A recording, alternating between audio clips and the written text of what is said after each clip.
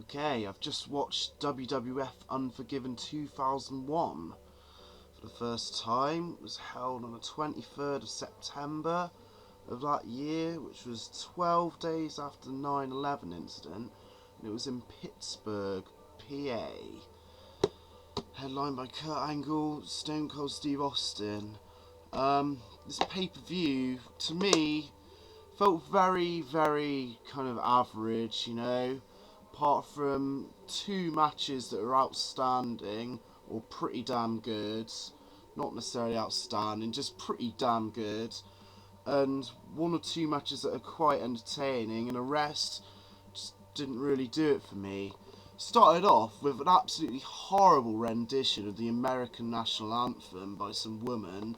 It was just really terrible. Her voice was awful. She was like James Browning it up, going and it just really sucked, I thought.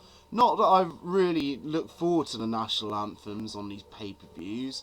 It's just I thought that particular version of it sucked.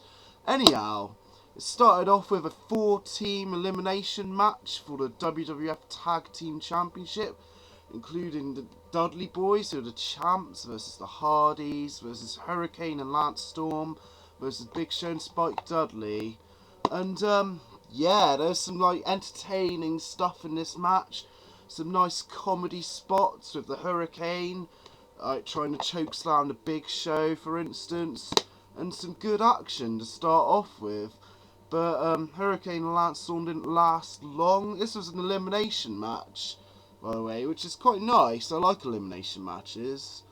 They didn't last long, and then Big Show and Spike got eliminated. Then it was down to the Dudleys and the Hardys, and it was just kind of boring for a bit.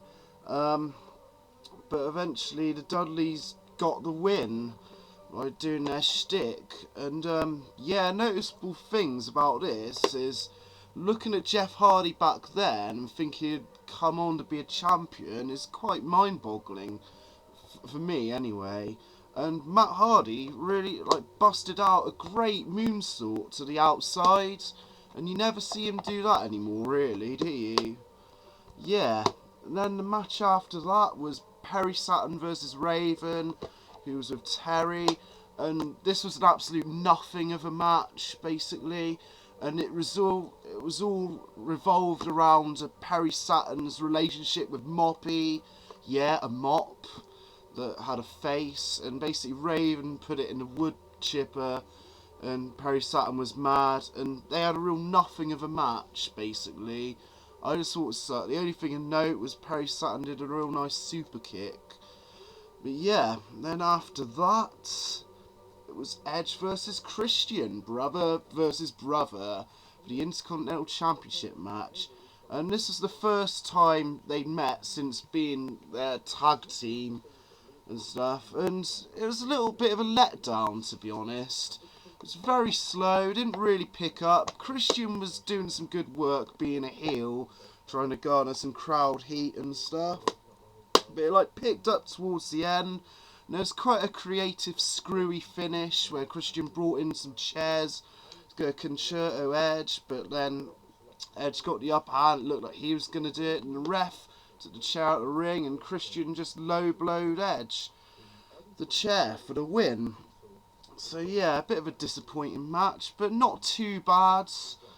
Then it was on to, oh my god, for the WCW Tag Team Championship match, Undertaker and Kane versus Chronic with Stevie Richards. And this was a slow down, no sell fest, is what I like to call it, because Chronic just didn't sell anything at all.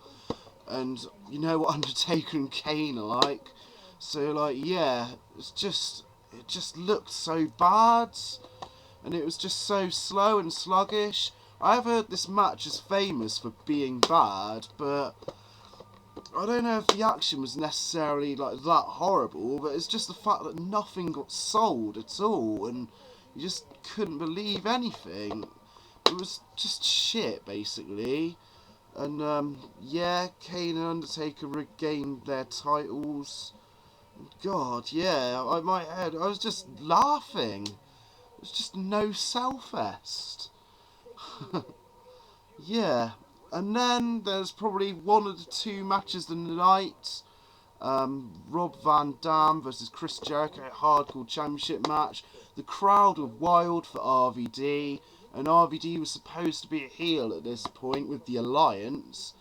And yeah, there was dueling chants of Y2J and Chris Jericho. They got some ladders out, did some nice spots. There was a nasty drop toe hold onto the ladder for Y2J. That looked fucking painful. Could have bust a jaw there.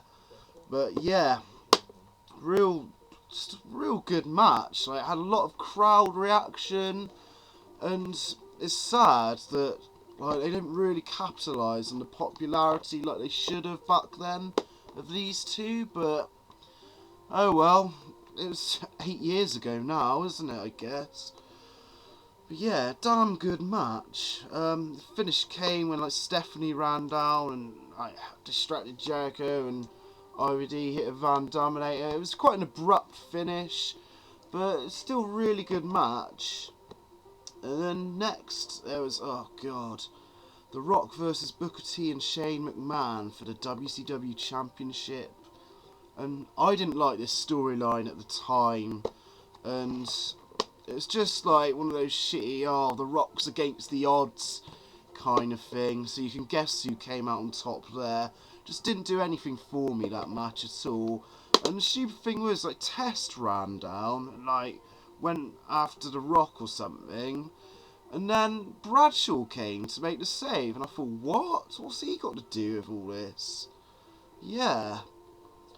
Then after that was Tajiri with Tori Wilson versus Rhino, and they have a really fun, great little match, but it was only like 5 minutes or something.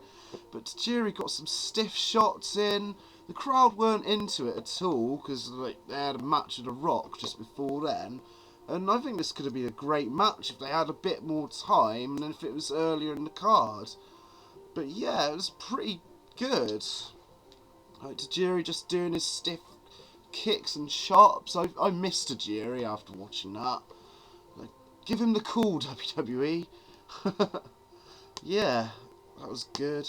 Then the main event, Stone Cold Steve Austin versus Kurt Angle for the WWF Championship. Just real great, intense match. The storyline was Austin injured Angle's neck with a pile driver, so they're really capitalising on that, like pulling the padding away and stuff. And with this being Pittsburgh, Kurt Angle's family was in the crowd. It was just really good, really well paced, you know, as you'd expect from two pros like that, and definitely worth a watch if you haven't seen it. I can't say whether it was better or worse than their SummerSlam match the month before, because obviously it's been years since I watched that match, but it was a really great main event and a real feel-good way to end the show with Angle winning and basically his family coming in and like the wrestlers in the locker room coming and congratulating him. And that was the ending really helped this pay-per-view, I thought, because this pay-per-view is pretty damn average if you ask me. And its redeeming qualities were RVD and Chris Jericho and that main event, I'd say. So yeah, I wouldn't recommend getting this on like DVD if it's out on DVD, or even searching for this vid on eBay. What I would recommend is you do watch the main event and the RVD Jericho match on YouTube or something. But yeah, overall, kind of average pay-per-view apart from those matches. And that's my thoughts on Unforgiven 2001 VHS. Cheers.